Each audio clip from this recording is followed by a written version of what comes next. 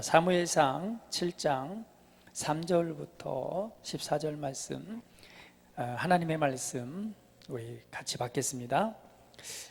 사무엘이 이스라엘 온 족속에게 말하여 이르되, 만일 너희가 전심으로 여호와께 돌아오려거든 이방 신들과 아스다롯을 너희 중에서 제거하고 너희 마음을 여호와께로 향하여 그만을 섬기라.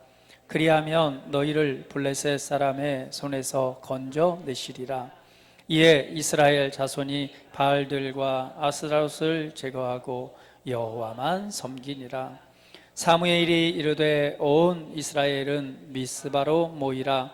내가 너희를 위하여 여호와께 기도하리라 하매, 그들이 미스바에 모여 물을 길어 여호와 앞에 붓고 그날 종일 금식하고 거기에서 이르되, 우리가 여호와께 범죄하였나이다 하니라.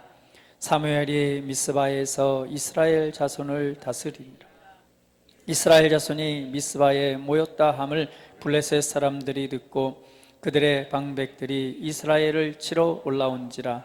이스라엘 사람들이 듣고 블레셋 사람들을 두려워하여 이스라엘 자손이 사무엘에게 이르되, 당신은 우리를 위하여 우리 하나님 여호와께 쉬지 말고 부르짖어 우리를 블레셋 사람들의 손에서 구원하시게 하소서 하니, 사무엘이 젖먹는 어린 양 하나를 가져다가 온전한 번제를 여호와께 드리고 이스라엘을 위하여 여호와께 부르짖음에 여호와께서 응답하셨더라.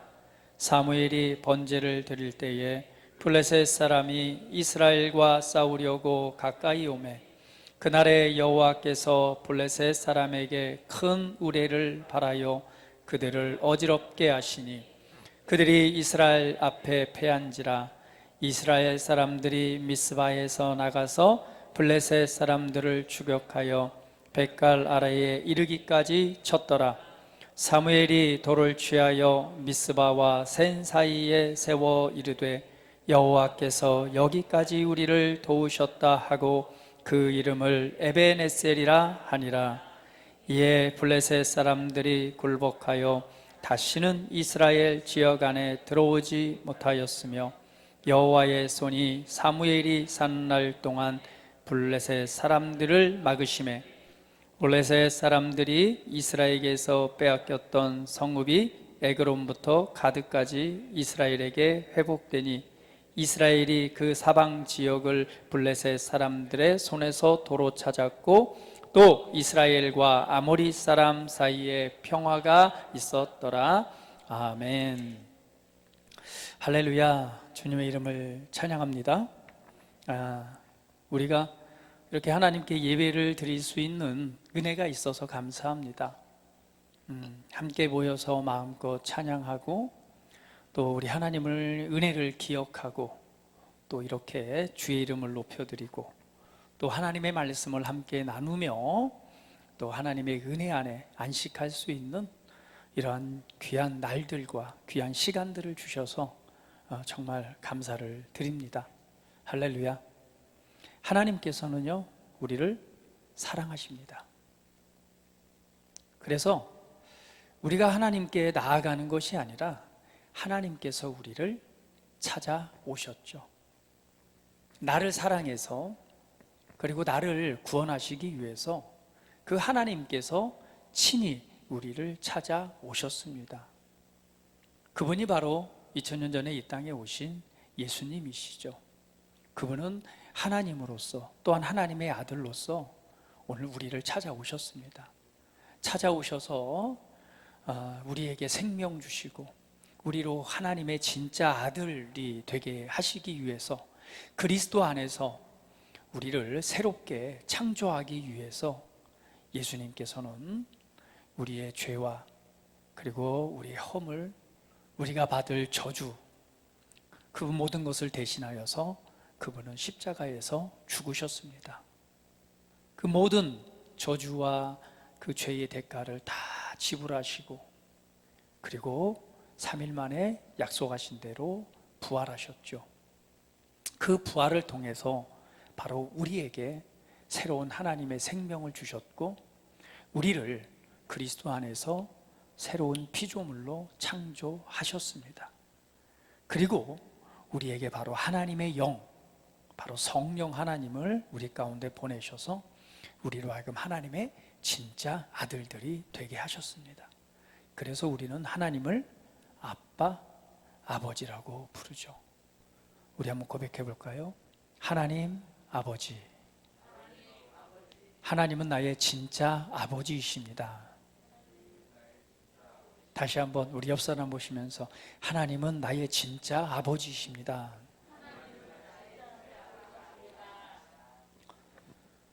아버지는요, 자녀를 버리지 않습니다. 우리 육신의 아버지들도 자녀를 위해 헌신하고요, 자녀를 사랑함으로 어떠한 경우에도 성경대로 보면 악한 자라도 자기 자녀에게는 좋은 걸로 줄 안다라고 말합니다. 그것처럼 하나님께서 우리의 아버지가 되신다는 사실은 하나님께서 우리를 사랑하신다는 것이고, 여러분이 어떤 상황, 어떤 사정, 어떤 형편, 때로는 여러분이 죄악 가운데 있다 할지라도 하나님은 여러분을 버리지 않습니다. 사랑하시기 때문에 우리에게 다가오셔서 우리의 손을 잡아 일으키시는 분이십니다. 그분의 사랑 안에 있다는 것은 우리가 그분 안에서 참된 안식을 누릴 수 있는 것이죠. 여러분이 조금 못한다고, 조금 잘못된 길에 서 있다고, 아니면 내가 하나님을 위해서 무언가를 하고 있지 않다고 하나님은 책망하거나 여러분을 미워하지 않으십니다. 변함없는 사랑으로 사랑하고 계시고요, 그리고 늘 응원하시면서 그 사랑 가운데서 오늘 우리가 하나님의 은혜 안에서, 주님의 임재 안에서 걷기를 원하시고요, 그리고 그런 삶을 통해서 하나님의 향하신 뜻을 향해서 조금씩 성숙하고 성장하고 자라나도록 응원하고 돕고 계십니다. 오늘 나를 사랑하시는 하나님의 은혜와 사랑 안에서 참된 자유를 마음껏 누리시기를 주님의 이름으로 축복을 드립니다. 그 사랑하는 주님께서 오늘 우리에게 다시 오시겠다고 약속하셨죠. 그리 바로 예수님의 재림입니다. 우리는 마지막 때를 살고 있습니다. 아마 이전에는 경험하지 못한 그런 시대를 정말 우리가 살아가고 있습니다. 우리나라도 전쟁을 겪은 지가 100년이 안 지났죠. 우리나라에서 이 땅에도 전쟁이 있었습니다. 수많은 사람들이 죽고 또 어려움을 당하던, 슬픔과 괴로움을 당하던 그런 시대가 있었습니다. 그게 이제 70년밖에 안 지났어요. 그리고 이 문명이 발달하고 어떻게 보면 우리가 전 세계화라고 말하잖아요. 평화의 시대라고 말할 수 있는 이때에 우리는 상상하지도 못할 또한 전쟁을 경험하고 있죠. 우크라이나와 러시아의 전쟁입니다. 그런데 이게 한 국가만의 전쟁, 그것으로 이렇게 끝나는 줄 알았는데 이게 결국은 우리 세계 정세에 영향을 주게 되죠. 그래서 심각한 물론 팬데믹이라고 하는 코로나로 인한 이 전염병이 세계에 퍼진 것만 해도 우리가 경험하지 못한 세상을 경험했습니다. 2년 동안. 또 전쟁으로 인해서 영향이 없는 것이 아니라 굉장한 영향을 받고 있죠. 물가가 상승하고 그것 때문에 우리가 경제적으로나 여러 환경 가운데 정말 어려운 시대를 살고 있습니다. 앞으로 어떤 시대, 그리고 어떤 우리가 환경을 맞이하게 될지 참 알 수 없는 세상 속에 살고 있습니다. 평화의 시대가 끝나고 전쟁의 시대가 올 수도 있는 것이고요. 성경에서 예언된 대로 마지막 때를 맞이해서 계속해서 기후들은 변해가고 있습니다. 지구의 이 온난화를 통해서 우리의 인류가 먹을 음식, 자급자족할 수 있는 그 생산량들은 줄어들고 있고요. 우리나라 대한민국이 자급자족할 수 있는, 식량 자급자족할 수 있는 비율이 어느 정도인지 아시나요? 자급자족 비율이 40%를 넘지 않습니다. 다른 말로 하면 다 수입해서 먹고 있다는 얘기죠. 그런 상황이라면 얼마든지 우리도 식량 문제의 어려움을 당할 수 있는 상황이라는 것이죠. 우리가 그런 시대에 살고 있습니다. 학자들은 예견하기를 앞으로는 더 큰 그런 전염병, 팬데믹 시대가 올 수도 있다라고 예견을 합니다. 우리가 살아가는 미래 시대, 과연 이 문명은 발달하고 과학과 뭐 4차 산업혁명이라고 하는 새로운 시대가 열려가지만 과연 그 시대 속에 우리 삶의 위치 또 환경 가운데 놓여진 미래 시대는 어떤 시대가 될까? 사실은 예상하기가 힘들 정도입니다. 과거에 옛말에 10년이면 강산이 변한다고 했지만 요즘은 어때요? 1년이면 천지가 개벽합니다. 그렇죠? 너무나 빠르게 변해가고 빠르게 오고 가면서 상황들이 바뀌어져 가고 있습니다. 이러한 시대를 우리가 바라보면서 정말 성경에 예언된 대로 예수님이 오실 그때가 가까이 왔다라는 것을 우리는 예견할 수 있습니다. 그러므로 우리가 늘 깨어서 주님의 임재 안에서 정말 소망 중에 주님을 바라보고 이 땅 가운데서 삶을 살아가야 되겠죠. 여러분은 감사하십시오. 하나님께서 우리 아버지가 되셔서 우리를 사랑하십니다. 그 사랑의 은혜 안에서 주님의 임재 안에서 걷는 매일매일 하루하루가 되시기를 주님의 이름으로 축복을 드립니다. 에베네셀의 하나님,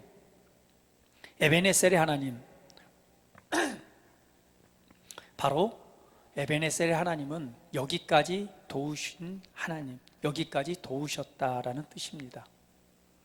오늘 우리는 하나님의 은혜 안에서 여기까지 왔습니다. 여기까지 오는 동안 하나님께서는 우리를 도우셨습니다. 변함없는 사랑으로 우리를 도우셨고 우리를 인도하셨고 우리를 이끄셨습니다. 오늘 에베네셀의 하나님이 되시는 그 은혜를 오늘 본문 말씀을 통해서 함께 나누기를 원합니다. 오늘의 이 본문 말씀의 배경은요, 여러분 성경을 좀 잘 보시면 아시겠지만 하나님께서 하나님의 아들 예수 그리스도를 이 땅에 보내시기 위해서 하나님께서 인류를 구원하시기 위해서 한 민족을 선택했습니다. 그것이 바로 성경에 나와 있는 이스라엘 민족입니다. 이스라엘 하나님이 선택했을 때는 이렇게 말씀하시죠. 내가 너를 선택한 것은 너가 모든 민족 중에 가장 작기 때문이다. 오늘 그 이스라엘을 선택함으로 하나님께서 하나님의 때에 하나님의 아들을, 구원자이신 하나님의 아들을 보내실 그때까지 이스라엘 민족을 보존하시면서 도우시면서 이끌어 가십니다. 오늘 성경의 배경은요, 바로 이스라엘의 그 역사를 말해주고 있는데, 그렇죠. 이스라엘 민족이 출애굽한 이후에 그 도우시고 구원해 주신 하나님의 은혜를 기억하고 그 하나님의 은혜를 기억하면서 하나님을 섬기며 삶을 살아갈 때는 평화가 있었습니다. 그런데 그 하나님의 은혜를 잃어버리고 우상을 숭배하고 그리고 하나님을 떠나갈 때는요, 주변에 있는, 여기 보면 이제 오늘 본문에서는 블레셋이죠. 주변의 국가가 일어나 이스라엘을 이렇게 공격하게 되죠. 그리고 땅을 빼앗기고 억압을 받게 되면 다시금 이스라엘 사람들이 하나님을 기억하고 하나님께로 돌이킵니다. 그럴 때에 하나님께서는 다시금 그들을 구원하셔서 다시금 회복의 자리에 서게 하시죠. 이것이 이스라엘에 반복되는 역사입니다. 오늘 본문에서도 이 사무엘 선지자가 이스라엘을 다스리기 이전에는 바로 엘리 제사장이 이스라엘의 제사장으로서 다스리고 있었습니다. 근데 이때 이 블레셋과의 전투에서 굉장히 많이 패함으로 많은 이스라엘 땅을 빼앗기게 되죠. 그래서 심지어는요, 이 전투에서 엘리 제사장의 아들이었던 홈니와 비느하스도 죽게 되고 그 사건으로 인해서 엘리 제사장도 죽게 됩니다. 그러고 나서 하나님께서 바로 사무엘을 선택해서 사무엘을 통해서 이스라엘을 다스리는 장면이 바로 오늘에 나와 있는 본문의 말씀입니다. 우리는 이렇게 생각할 수 있습니다. 하나님의 역사를 보니 하나님께서 우리가 믿음 안에 서 있고 하나님을 섬길 때는 우리에게 평화가 있지만 거기에서 멀어지면 하나님이 블레셋을 들어서 이스라엘 백성을 치듯이 하나님께서 내가 하나님을 잘 섬기고 있으면 평화가 있지만 내가 하나님을 섬기지 않고 곁길로 갈 때는 하나님께서 막대기를 들어서 나를 때리시는구나 라고 우리가 이해할 수도 있습니다. 그러나 그것이 맞기도 하지만 그리고 옳지는 않습니다. 구약에 예수 그리스도가 오시기 이전에는요, 하나님께서 이스라엘 백성들을 통해서 하나님의 아들이 오시기까지 그들의 보존을 위해서 하나님이 하셨던 방법은 바로 하나님을 떠났을 때는 주변에 국가를 일으키셔서 그들을 통해서 때로는 침략과 우리가 성경에는 매라고도 말하죠. 이런 것을 통해서, 고난을 통해서 다시 하나님께 돌이키는 역사를 보게 됩니다. 그러나 저와 여러분은 이스라엘 백성과는 조금 다른 수준의 자리로 하나님께서 이끄셨습니다. 그것은 바로 저와 여러분을 오늘 새로운 창조물로 지으셔서 하나님의 아들들이 되게 하신 것입니다. 하나님의 아들들이 되게 하셔서 주님의 임재 안에서 하나님과 함께하는 삶을 살아가게 하셨죠. 오늘 모든 우리에 대한 저주와 우리에 대한 심판에 관해서 예수님께서 값을 지불하심으로 우리를 하나님의 아들들이 되게 하셨습니다. 그러므로 우리가 이 땅에서 하나님을 섬기지 않고 올바른 길을 가지 않을 때에 하나님이 사람을 들어서 우리를 치시지는 않습니다. 도리어 치는 것이 아니라 우리를 이끄시는 하나님의 방향에서 벗어남으로 맞게 되는 어려움들과 실패와 그러한 결과들입니다. 근데 많은 경우에 이것을 우리는 하나님이 나를 때렸다라고 말하는데, 하나님이 우리 치면 죽어요. 치시는 것이 아니라 우리가 걸어가야 할 올바른 길을 분별하지 못하고 갈 때에 당하는 어려움들입니다. 내가 하나님의 이끄심을 따라서 올바른, 그분이 우리를 새롭게 지으실 때는요, 성경은 이렇게 얘기를 합니다. 우리를 하나님의 작품으로 지어서 이 땅 가운데 하나님의 훌륭함과 탁월함을 드러내기를 원한다. 그래서 너의 길을 앞서서 계획하셨다라고 말해요. 우리가 하나님의 계획을 알고 그 길을 걸어간다면 우리는 날마다 전진하고 날마다 승진하면서 하나님의 영광을 나타낼 것입니다. 그러나 하나님의 뜻이 아니라 내 마음과 생각이 원하는 대로 내가 보기에 좋은 길로 하나님과 상관없는 길을 갈 때에는요, 그런 어려움들을 당할 수 있습니다. 우리의 잘못된 생각과 판단과 선택과 행함이죠. 오늘 이 본문 말씀을 통해서 오늘 이스라엘 민족에게는요, 하나님께서는 이 시대, 예수님이 오시기 이전에는요, 바로 블레셋을 들어서 이스라엘을 힘들게 했습니다. 그럴 때에 다시금 이스라엘 백성이 하나님께로 돌이키면 하나님이 회복하시는 은혜를 주셨었죠. 자, 오늘의 이 배경 말씀을 이해했듯이요, 그러면 우리는 그리스도 안에서 이스라엘 백성과는 조금 다른 수준의 삶을 살아갑니다. 왜냐하면 이때는 예수님이 오시기 전이고 우리는 예수님이 오셔서 우리를 하나님의 아들로 세우셨기 때문에 그렇습니다. 그러나 오늘 이 본문 말씀에서 보여주는 어떠한 영적 원리들은 우리가 이 땅에서 어떻게 삶을 살아가야 될지를 보여주고 가르쳐주고 있습니다. 먼저 우리 하나님의 말씀을 보면, 여기 보면 사무엘이 선지자가 됩니다. 사무엘이 선지자가 된 이후에 이스라엘 백성들을 이끌기 위해서 첫 번째 행한 것이 있습니다. 그것이 뭐냐면 바로 3절 말씀이죠. 3절 말씀 같이 한번 읽어볼게요. 사무엘이 이스라엘 온 족속에게 말하여 이르되 만일 너희가 전심으로 여호와께 돌아오려거든 이방 신들과 아스다롯을 너희 중에 제거하고 너희 마음을 여호와께로 향하여 그만을 섬기라. 그리하면 너희를 블레셋 사람의 손에서 건져내리라 라고 말합니다. 하나님보다 높아진 것을 정리하고 그리고 하나님만을 섬기라 라는 것이죠. 여기 성경은 바알과 아스다롯을 얘기합니다. 바알과 아스다롯은 이방 신입니다. 그러니까 하나님을 섬기는 것이 아니라 우상을 숭배했던 것을 말씀하는 거죠. 오늘 우리는 그리스도 안에서 우리가 하나님 은혜 안에서 우리가 조금 더 성장하고 하나님의 뜻을 이루기 위해서는 어떠한 한 가지의 포인트, 뭔가 결단하고 결정하는 시간들이 필요한 것입니다. 그것은 오늘 이스라엘 백성들에게서는요, 하나님보다 높아진 것을 정리하는 것이죠. 우상을 제거하는 거였습니다. 그 우상을 제거한다는 것은 결국은 하나님보다 높아진 것입니다. 오늘 우리가 하나님 앞에서 우리 인생을 살아갈 때에 혹시 내 삶에 하나님보다 높아진 것은 있지 않나, 우리는 한 번쯤은 생각해 볼 필요가 있습니다. 하나님보다 높아진 것, 그것이 무엇일까요? 성경은 이렇게 말합니다. 육신의 소욕이 있고 우리 안에는 성령의 소욕이 있다라고 말합니다. 육신의 소욕이라고 하는 것은 육신적으로 원하는 욕구들이죠. 반대로 우리 안에 계시는 영의 소욕이 있다라고 하는 거죠. 그거는 영은 하나님께 속한 거죠. 그래서 성경은 이렇게 표현합니다. 갈라디아서 5장 6절 한번 17절 읽어봅니다. 성경 말씀 한번 보도록 할게요. 갈라디아서 5장 16절 17절 읽어볼게요. 내가 이르노니 너희는 성령을 따라 행하라. 그리하면 육체의 욕심을 이루지 아니하리라. 육체의 소욕은 성령을 거스리고 성령은 육체를 거스리나니 이 둘이 서로 대적함으로 너희가 원하는 것을 하지 못하게 하려 함이라. 우리 그리스도인인 우리들에게 말합니다.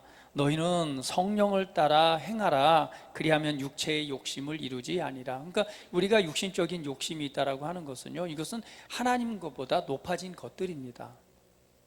그런데 그 육체의 욕심은 성령을 거스리고요, 그리고 성령은 육체를 거스르기 때문에 이 두 개가 대적하면서 정말 우리가 원하는 것을 하지 못하게 한다라고 말합니다. 성경은 탐심은요, 우상 숭배라고 말해요. 탐심이라고 하는 건 욕심이잖아요. 육신적인 욕심입니다. 어떤 사람은요, 이것이 하나님보다 높은 것이 돈일 수도 있습니다.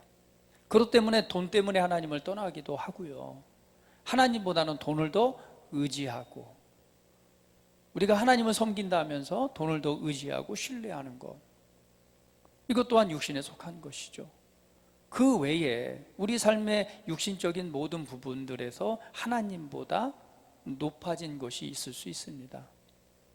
오늘 우리가 하나님의 은혜 안에서 우리에게 주신 그리스도인으로서 온전한 삶을 살아가기 위해서 우리가 한 번쯤은 우리의 인생의 포인트에서 뭔가 결단이 필요할 때가 있는 것입니다. 성경은 말하기를 그것이 하나님보다 높아진 것을 제거하라, 그리고 하나님을 섬기라라고 말씀합니다. 하나님을 섬긴다는 것은 먼저는 그분을 예배 드리는 것이죠. 더 나아가서는요, 하나님을 섬긴다라고 하는 것은 그분의 임재 안에 우리가 함께 걷는 삶이고요, 더 나아가서는 나를 향하신 나의 부르심, 나를 통해 하시고자 하는 일들을 바라보면서 믿음의 걸음을 걷는 것입니다. 오늘 이 본문 말씀에서는요, 이스라엘 백성들에게 사무엘이 첫 번째 했던 것이 바로 이것입니다. 너희 안에 하나님보다 높아진 것이 있느냐? 너희들이 섬기고 있는 이 아스다롯, 바알과 아스다롯을 제거하라. 그리고 하나님만을 섬기기로 선택해라 라고 말씀하는 것입니다. 오늘 우리는 항상 좋은 것을 선택해야 됩니다. 그 좋은 것은 우리가 육체의 욕심을 따라 살아가는 것이 아니라 바로 성령의 소욕과 욕심을 따라 살아가는 것이죠. 그래서 오늘 나에게 하나님보다 높아진 것이 있다면 오늘 그것을 버리고 다시금 돌이켜서 우리 나를 사랑하시고 나의 구원자고 생명이고 나의 모든 것 되시는 그 하나님만을 의지하는, 그리고 그분만을 섬기는 선택이 있기를 주님의 이름으로 축복을 드립니다. 그런 다음에 이스라엘 사무엘이 했던 것이 뭐냐면 미스바로 모이라 이렇게 말합니다. 미스바라고 하는 것은요, 망대, 망보는 곳이란 뜻입니다. 그러니까 이곳에서 이제 사무엘이 내가 너희를 위해서 기도하겠다라고 한 장소가 미스바예요. 이게 미스바라고 하는 뜻은 망대, 망보는 곳입니다. 망대, 망보는 곳. 왜 망을 보죠? 그렇죠. 도적이 오는지 적군이 쳐들어오는지 높은 곳에 서서 이렇게 감시하는 곳이 바로 이 망대입니다. 그래, 미스바라는 뜻은 바로 이 망대, 망보는 곳이란 뜻이죠. 그럼 우리가 서 있어야 될 위치입니다. 우리가 있어야 될 위치는요, 망보는 곳, 망대위지 그 아래가 아닌 것입니다. 항상 우리는 그리스도 안에서 우리에게 주신, 나를 세우신 하나님의 위치를 생각하고 그 자리에 서서 바라봐야 됩니다. 저와 여러분은 종이 아닙니다. 저와 여러분은요, 하나님의 아들입니다. 그러면 우리는 하나님의 아들의 위치에 서야 되겠죠. 이스라엘 백성들은 종으로 살다가 하나님께서 그들을 구원하셔서 그들을 하나님의 백성이 되게 하셨습니다. 이것은 예수님을 통해서 우리를 구원하실 하나님의 은혜를 보여주는 것입니다. 우리가 죄에 매여 일생의 종노릇하는 자들이었다면 우리를 구원하셔서 하나님의 아들이 되게 하신 것이죠. 저와 여러분의 위치를 기억하십시오. 성경은 말하기를 우리는 그리스도와 함께 죽고 장사되었고 그리스도와 함께 살리셨고 함께 하늘에 앉히셨다라고 말합니다. 그러면 저와 여러분의 위치는 어디인가요? 우리는 하나님의 보좌 앞에서 태어난 자입니다.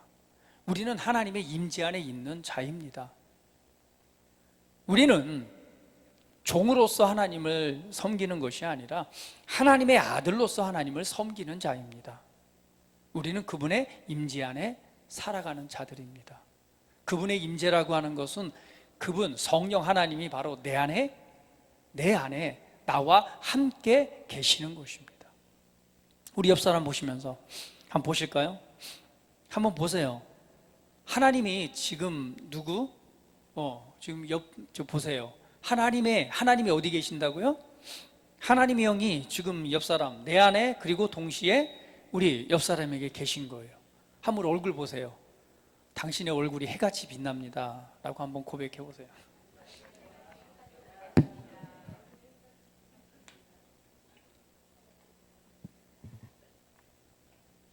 보이시나요? 하나님의 임재의 빛이요.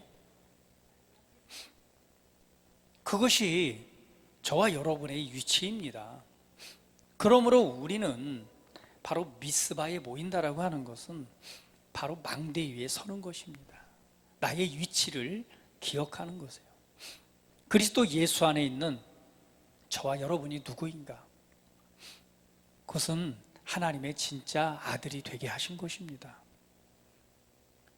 우리가 하나님께 향해 가는 것이 아니라 그분이 나를 사랑하셔서 나에게 오셔서 지금 내 안에 살고 계십니다.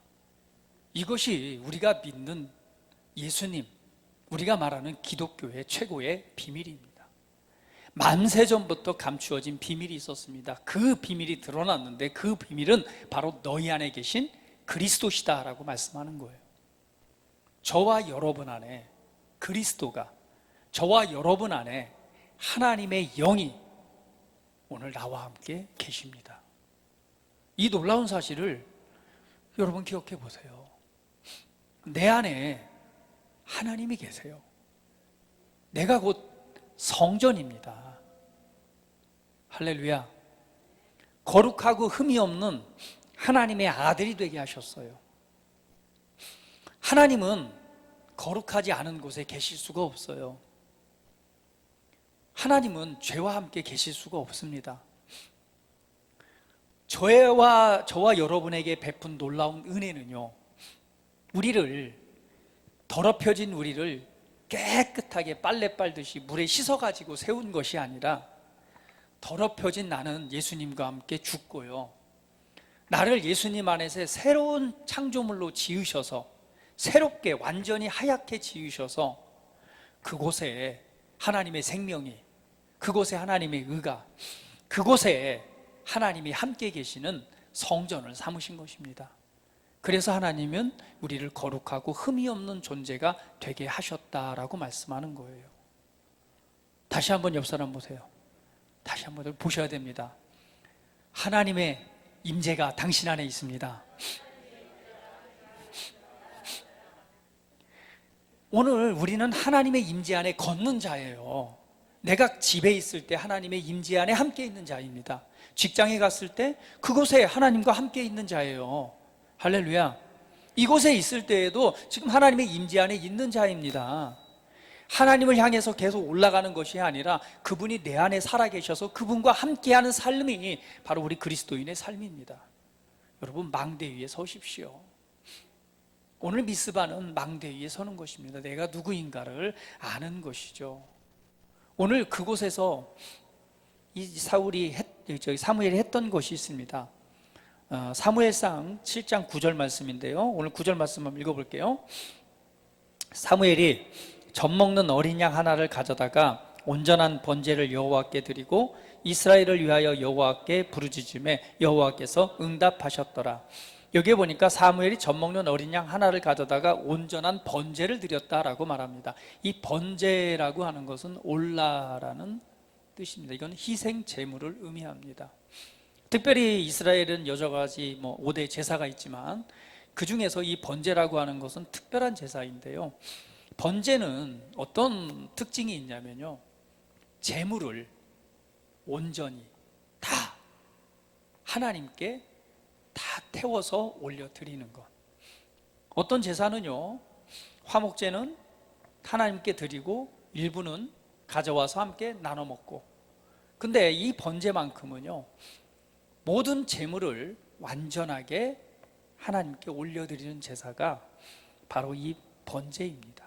이곳에서 이 번제, 온전한 번제를 올려드렸다라고 말합니다. 온전한 제사, 온전한 예배죠. 그래서 번제는요, 우리의 하나님을 섬김과 하나님에 대한 희생을 상징하는 겁니다. 하나님께 나를 온전히 올려드립니다. 하나님을 온전한 것으로 섬깁니다 라는 표현이 바로 번제입니다. 오늘 우리는 미스바로 모인다라고 하는 것은요, 바로 이곳에서 하나님을 섬기는 섬김, 그분에 대한 헌신, 그분에 대한 예배에 대한 회복입니다. 우리의 진짜 예배는요, 영과 진리로 드리는 예배입니다. 할렐루야. 구약에서 제물로 드리는 예배를 우리가 온전한 번제로 이렇게 말씀하셨다면, 우리가 드리는 예배는 영과 진리로 드리는 예배입니다. 거듭난 영, 다시 한번 해볼까요? 나는 거듭난 영입니다. 다시 한번, 나는 거듭난 영입니다. 혼을 가지고 이 몸 안에 살고 있습니다. 영과 진리로 예배드릴 때가 온다. 하나님께서는 이렇게 예배하는 자들을 찾으신다고 그랬습니다. 바로 지금이 그때입니다. 저와 여러분은 그리스도 예수 안에서 새로운 창조물, 거듭난 영이 되어서 오늘 거듭난 영으로 오늘 하나님을 예배하는데, 무엇으로? 희생 제물인 이 제물, 양과 염소가 아니라 바로 진리의 말씀으로, 우리 주 예수 그리스도의 이 복음의 말씀으로 하나님을 예배하는 것입니다. 먼저는 우리의 온전한 예배가 회복되는 것입니다. 오늘 여러분, 우리가 이렇게 모여서 또 예배 드리는 것, 이것도 하나님께 드리는 예배죠. 때로는 소그룹으로서 드리는 예배도 예배입니다. 때로는요, 하나님께 온전한 예배라고 하는 것은 바로 우리의 삶으로 드리는 예배입니다. 내가 걷고 직장, 가정, 내 삶 전체를 드리는 예배, 이것이 하나님께 드리는 예배죠. 오늘 미스바는 바로 이 예배에 대한 회복을 의미합니다. 그랬을 때에 어떤 일이 생기느냐, 이렇게 미스바에 모여서 마음을 새롭게 하고 생각을 새롭게 하고 하나님을 향한 마음을 새롭게 하는 이 시간을 가질 때에 블레셋이 가만히 있었나요? 기회를 노렸습니다. 야, 지금이 기회다. 얘네들이 지금 모여가지고 딴짓하고 있는 거 본데 지금이 기회다라고 생각하고 이 블레셋이 여러 방백들과 모여서 드디어 이스라엘을 공격하기 위해서 오게 됩니다. 이스라엘에서 향해서 공격을 하게 되는데요, 그때에 어떤 일이 일어나느냐, 굉장히 초자연적인 일이 일어나는 거예요. 그때에 이전까지는요, 이스라엘 백성들이 열심히 이 블레셋과 싸움을 했어요. 특별히요, 계속 졌습니다. 싸우는 족속 지다가 어느 단계까지 갔느냐, 하도 전쟁에서 지니까 이번에는 전쟁에 이기려고요, 하나님의 법궤, 하나님의 법궤를 가져옵니다. 전쟁터로. 왜? 이스라엘 백성을 구원하고 함께 하시는 하나님이 이 법궤잖아요. 이 법궤를 들고 와서 전쟁에 임합니다. 그래서 그냥 사기가 충천해 있는데 결국은 어떻게 했어요? 그 전쟁에서도 지고 결국엔 하나님의 법궤까지 빼앗겨 버리게 되는 거예요. 모든 걸 다 잃은 상태인 거죠. 그런데 미스바에 모여서 마음을 새롭게 하고 하나님께 온전한 예배를 드리면서 있을 때에 이 블레셋이 쳐들어오니까 이스라엘이 두려워 떨기를 하는 거죠. 그러나 이때에 하나님께서 하신 일이 있습니다.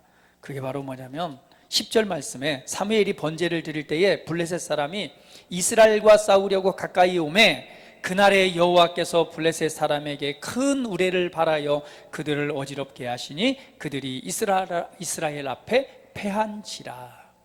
하나님께서 큰 우레를 바람으로, 그러니까 초자연적인 기적이죠. 초자연적인 기적을 통해서 이스라엘로 하여금 승리의 자리에 서게 하십니다. 할렐루야. 우리 한번 해볼까요? 나는 그리스도 안에서 초자연적인 삶을 살아갑니다. 이 구약의 시대에도 초자연적인 일이 있었다면 예수님의 시대에는 초자연적인 일이 있었어요, 없었어요? 있었습니다. 예수님의 생애를 보시면 놀라운 초자연적인 일들이 일어납니다. 수많은 병든 자를 고치기도 하고요, 귀신에 살이 잡힌 자를 자유롭게 하시기도 하시고요, 떡과 물고기와 오병이어의 기적, 물고기 5마리와 오병이어, 아니죠, 반대죠. 떡 5개와 물고기 2마리를 가지고 5,000명을 먹이기도 하고, 놀라운 그런 기적의 사건들을 봅니다. 바람과 파도를 잠잠케 하기도 하고 죽은 자를 살리기도 하십니다. 이러한 초자연적인 일들이 예수님을 통해 나타나고, 그리고 그 다음에 제자들을 통해서 그러한 일들이 일어납니다. 그렇습니다. 이것처럼 우리가 하나님을 의지하고 하나님을 섬기고 그분을 믿는 말씀의 믿음의 자리, 바로 미스바라고 하는 이 망대, 우리의 위치를 알고 믿음 안에 서 있을 때에 우리 삶에 나타나는 초자연적인 기적들을 보게 됩니다. 하나님께서 나와 함께 하심으로 그 일들을 이루어 가시는 거죠. 우리가 애를 쓰는 것이 아니라 그분을 의지하고 신뢰하는 은혜의 자리에 설 때 이러한 일들이 일어납니다. 그런데 여러분, 여기에서 보면 사울이 그 전쟁을 보고 나서 돌을 하나 세웁니다. 돌을 하나 딱 세워놓고 그것을 에벤에셀이다 이렇게 말합니다. 에벤에셀이라고 하는 것은 도움의 돌이란 뜻입니다. 도와주는 돌, 도움의 돌. 그러니까 돌을 세운데 이걸 에벤에셀이라고 말하죠. 에벤에셀은 중요한 2가지 의미가 있는데, 첫 번째는 에벤에셀은 지역의 이름입니다. 지역의 이름인데요, 여기에서는요 이스라엘이 이 블레셋과 싸우는데요, 전투에서 2번이나 패한 곳인데, 첫 번째 전투에서는 이스라엘이 4,000명을 이렇게 4,000명이나 죽게 되고요, 2번째 전투에서는요 3,000명이나 죽게 됩니다. 그리고 이 2번째 전투에서는요 바로 그 법궤를, 언약궤를 가지고 왔는데 이 언약궤마저 빼앗긴 곳이죠. 그리고 그러고 나서 거기에서 엘리 제사장의 아들이었던 홈니와 비느하스가 죽게 되고, 그다음에 엘리 제사장까지 죽고, 그러니까 그러한 전쟁에서 완전히 실패했던 것이 바로 뭐냐면 이 에벤에셀이에요. 에벤에셀은 뭐예요? 도움의 돌이잖아요. 그러니까 에벤에셀이란 지명 그 자체가 하나님이 도우시는, 도움이 있는 곳이다라고 하는 곳인데, 그곳에서 이스라엘 백성들은 패하고 법궤까지 빼앗기는 사건이 있었던 곳이 에벤에셀입니다. 그런데 오늘 이 미스바에서 마음을 새롭게 하고 하나님을 섬기는 그 은혜를 통해서 어떤 일이 나타나냐면은 바로 이 에벤에셀이 진짜 에벤에셀로 바뀌어지는 일이 일어나는 거예요. 그래서 이 회복의 은혜를 이 사무엘이 이 돌을 세우고 나서 고백하기를, 여기까지, 우리를 여기까지 도우셨다 라고 에벤에셀이라 라고 말합니다. 할렐루야. 하나님은 우리를 도우시는 분입니다. 오늘 우리를 여기까지 도우셔서 여기까지 인도하셨습니다. 우리 인생과 우리 삶을 한번 돌아볼 때요, 하나님께서는 늘 우리를 돕는 분이셨습니다. 성경은 우리에게 말하잖아요. 예수님께서 이 땅에 오시고 그리고 다시 하늘로 가시면서 또 다른 보혜사를 보내주시겠다라고 약속하십니다. 그 보혜사가 바로 성령 하나님이죠. 그런데 이 보혜사라고 하는 뜻은 첫 번째 우리가 도와주시는 분입니다. 그러니까 우리를 도와주시기 위해서, 돕기 위해서 보혜사 성령 하나님을 우리 가운데 보내주셨죠. 그러니까 하나님은요, 성령 하나님은 내 안에 계셔서 하나님은 언제나 우리가 있는 우리 인생 전체를 계속해서 돕고 계셨습니다. 할렐루야. 단지 우리가 그 도움의 손길을 의지하고 그것을 받아들이기보다는 내 마음과 육체가 원하는 길로 때로는 하나님보다 높아진 것을 섬기고 그 길을 갔기 때문에 그 은혜를 놓쳐버린 것이죠. 그러나 그럼에도 불구하고 우리를 도우셔서 여기까지 인도해 주셨습니다. 여러분의 인생과 삶을 한번 기억하시고 돌아보시기 바랍니다. 이 에베네셀은 도우신 하나님을 기억하는 기념의 돌입니다. 오늘 나를 도우시고 내 삶을 인도하신 하나님의 은혜를 기억해 보세요. 여러분의 인생 언제 하나님의 도우심을 받으셨는지, 생애 곳곳마다 어떻게 여러분을 도우셨는지, 저도 돌아보니까 나를 도우시는 하나님의 은혜가 참 많았더라고요. 보니까 여러 번 죽을 뻔한 적도 죽을 뻔한 곳에서 여러 번 건져주셨고요. 하나님을 떠나 다른 길로 가려 할 때에 나를 도우셔서 은혜의 자리에 서게 하셨고, 내가 뭔가 열심히 무언가를 해서 어떤 결과가 있었던 것이 아니라 그냥 그분을 의지하고 신뢰했을 때 나를 이끄셔서 여기까지 인도해 주셨다는 것을 저는 깨달았습니다. 내가 잘해서 착하게 열심히 하나님만을 전적으로 섬겼기 때문에 나를 도와주셨던 건 아니더라고요. 그렇지 않은 자리에 있을 때에도 여전히 그분은 끊임없는 사랑으로 나를 돕고 계셨고, 내가 그분을 의지하고 그분의 은혜 안에 설 때 그 도우심의 결과들은 나타나기를 시작했고, 돌아보니 오늘 정말 그 에베네셀이라고 하는 여기까지 나를 도우셨고 여기까지 인도하셨다라고 하는 하나님의 은혜를 고백할 수밖에 없음을 좀 여러분 앞에 말씀을 드립니다. 그렇습니다. 여러분의 삶도 한번 돌아보세요. 인생의 곳곳을 한번 이렇게 기억해 보시기 바랍니다. 돌아보면 그 하나님이 나를 도우셨습니다. 저는요, 자전거를 타다가도 한번 죽을 뻔한 적이 있어요. 저기 고등학교 때 우리 그 전주에서 시골로 오는 차가 끊겨서 그 친구를 데리러 자전거 타고 갔다가 그 밤에 그 친구를 데리고 친구들끼리 오다가 내리막길에서 자전거가 굴르는 바람에 한 10m 이상은 날아갔던 것 같아요. 그 자전거에서 그냥 이 공중으로 돌면서 마지막에 바닥으로 떨어지면서 그냥 얼굴을 이렇게 큰 대자로 이렇게 얼굴을 아스팔트에 한번 긁은 적도 있습니다.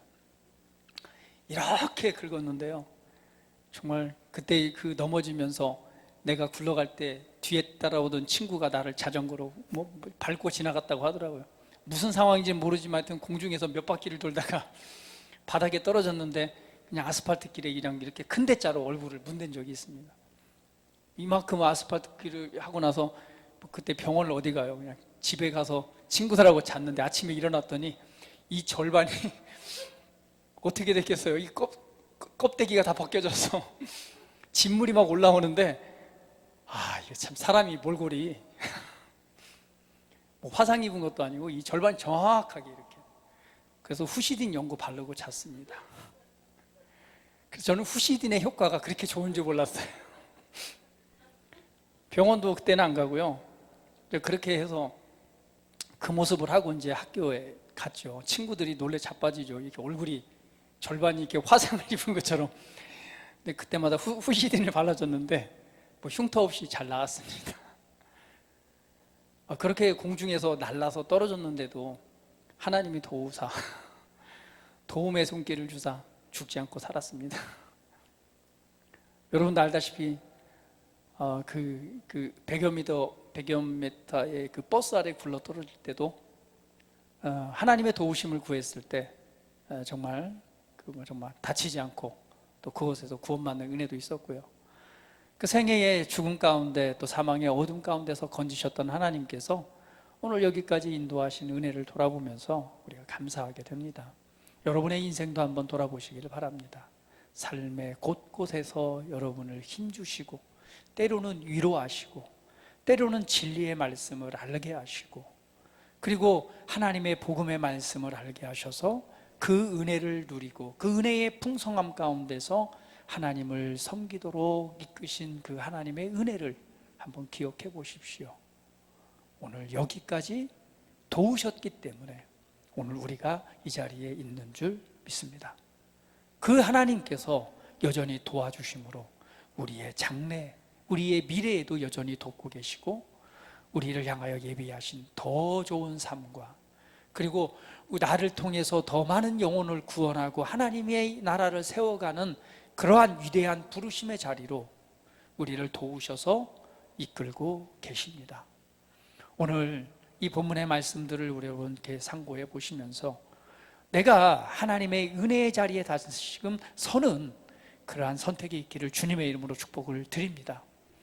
오늘 하나님보다 높아진 것들을 다시 한번 결단해서 제거하고 온전히 하나님을 섬기되 오늘 미스바에서처럼 오늘 망대, 오늘 내 위치가 누구인가를 알고 거기에서 믿음으로 살아가기로, 말씀으로 살아가기로 선택을 하시고 그때의 하나님의 초자연적인 도우심의 역사들이 여러분의 삶에 풍성하게 나타나게 될 것입니다. 오늘 그 은혜를 통해서 오늘 사무엘상 7장 14절에 보니까 어떤 일이 일어났느냐, 바로 블레셋 사람이 이스라엘에서 빼앗았던 성읍이 에그론부터 가드까지 이스라엘에게 회복되니 이스라엘의 그 사방 지역의 블레셋 사람들의 손에서 도로 찾았고 또 이스라엘과 아모리 사람 사이에 평화가 있었더라라고 말합니다. 땅에 대한 회복이 이루어지고 평화가 일어나기를 시작합니다. 할렐루야. 여러분 삶이 혼란스럽고 뭔가 무질서하고 뭔가 닫혀있는 것 같다면 오늘 그리스도 예수 안에서 오늘 우리 자신을 점검하시고 오늘 나를 도우시고 이끄시는 하나님의 은혜 아래서 오늘 올바른 그리고 바른 하나님의 임재 안에 서시기를 주님의 이름으로 축복을 드립니다.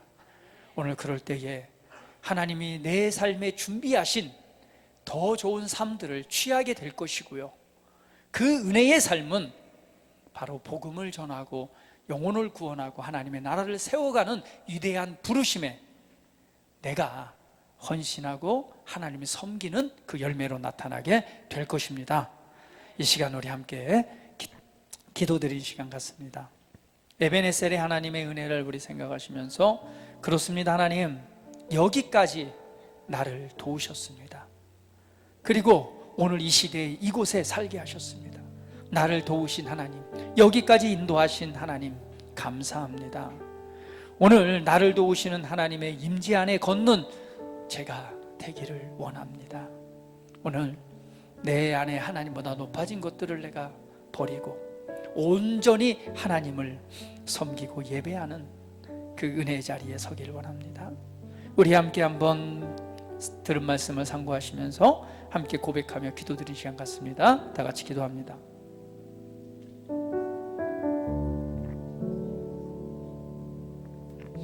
할렐루야. 아버지 감사합니다.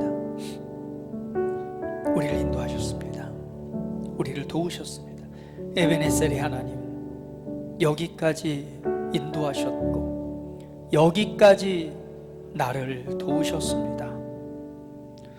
내가 하나님 앞에서 온전하고 또한 완전하게 하나님을 섬긴 것도 아니고 하나님의 말씀과 뜻대로 살았던 것도 아니지만 하나님께서 나를 사랑하셔서 나를 도우셨고 나를 사랑하셔서 내 걸음을 인도하셨고 나를 사랑하셔서 여기까지 인도하셔서 오늘 하나님을 예배하고 하나님을 기쁨으로 섬길 수 있는 은혜의 자리에 서게 하셨습니다. 이 시간 다시금 말씀을 되돌아보며 오늘 내가 있어야 될 자리에 서길 원합니다. 오늘 죄에서 돌이켜 하나님보다 높아진 곳에서 돌이켜 오늘 미스바에서 나 그리스도 안에 있는 내가 누구인가를 알고 오늘 그곳에서 온전히 하나님을 섬기는 오늘 예배가 회복되는, 그리고 주님의 임재 안에 걷는 자리에 우리가 서기를 원합니다. 아버지, 우리 사랑하는 성도들 위해 하나님의 성령에 하나님의 영으로 충만하게 기름 부으셔서 이 시간 임하셔서 위로하시고 힘주시고 오늘 진리의 영으로 인도하셔서 하나님이 기뻐하시는, 하나님께서 기뻐하시는 그 은혜의 자리에 서게 하시고 기쁨과 감사함으로 오늘 하나님을 예배하고 경배하는 은혜의 자리에 서게 하시옵소서. 여기까지 인도하셨습니다. 그리고 장래에도 우리를 인도하실 것입니다. 찬양합니다. 경배합니다. 도우시는 하나님, 힘주시는 하나님, 치유하시는 하나님, 회복하시는 하나님, 능력으로 역사하시는 하나님, 나를 사랑하셔서 나를 도우사 여기까지 인도하셨듯 장래일도 인도하실 주님을 찬양합니다.